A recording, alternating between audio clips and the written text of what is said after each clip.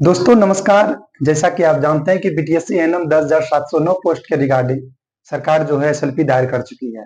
और जब से एसएलपी दायर हुआ है तब से हमारे स्कूटनी सिस्टर काफी परेशान हैं। उनको लगता है कि अब जो है फैसला पलट जाएगा, हम लोग का हार हो जाएगा।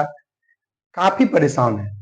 परेशान किसी को नहीं होना है, कुछ नहीं होगा। ये सब जो हो रहा है, सरकार जो एसएलपी में गई है वो अपने बिछाए हुए जाल में खुद फंस रही है सरकार। उनको अपने जाल से निकलने का कोई रास्ता ही नहीं है, समझे ना। तो आप लोग परेशान नहीं होइए, सब कुछ अच्छा होगा।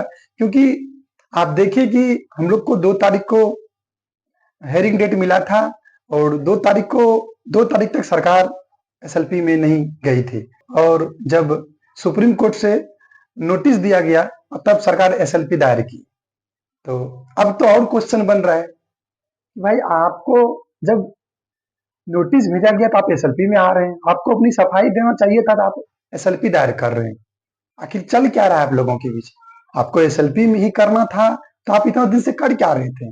ना तो आप काउंसलिंग की प्रक्रिया को आगे बढ़ाएं और ना आप एसएलपी में आए। जब सुप्रीम कोर्ट के द्वारा नोटिस जारी किया गया कि आप अपनी राय बताइए कि आपकी क्या राय है, तो आप एसएलपी दायर कर दिए। मतलब बहुत सारे सवाल है और इस सवाल से खुद सरकार घिर चुकी है। तो किसी को परेशान नहीं होना है, किसी को टेंशन नहीं लेना है।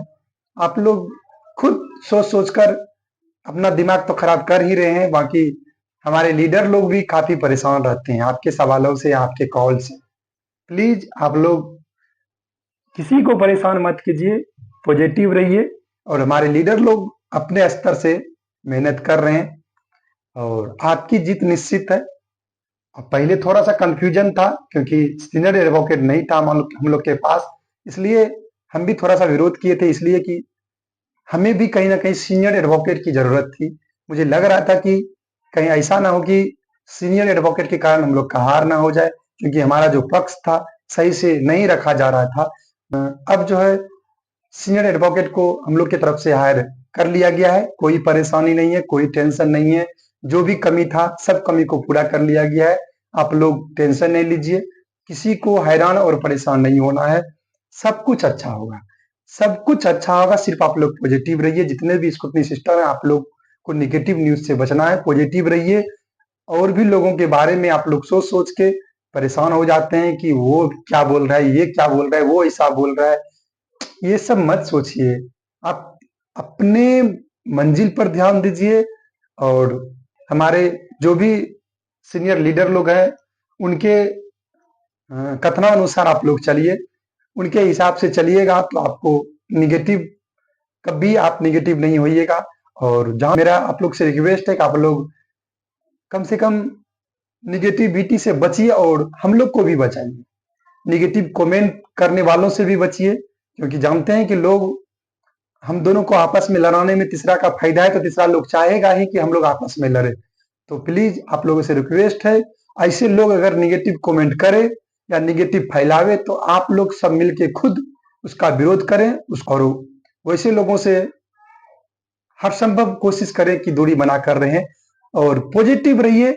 और एक साथ हम लोग केस को लड़ेंगे। कोई दिक्कत और कोई परेशानी की बात नहीं है, सिर्फ सपोर्ट कीजिए, सहयोग कीजिए।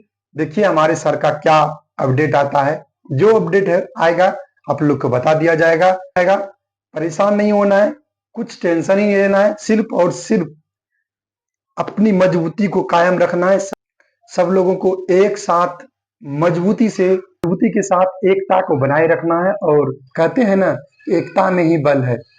तो हम लोग को अगर अपनी बल को दिखाना है तो हम लोग को एकता बनाकर रखना पड़ेगा। इसीलिए आप लोगों से रिक्वेस्ट है कि आप लोग आपस में लड़े झगड़े नहीं और निगेटिव से बचे। बस आज के लिए इतना ही, धन्यवाद।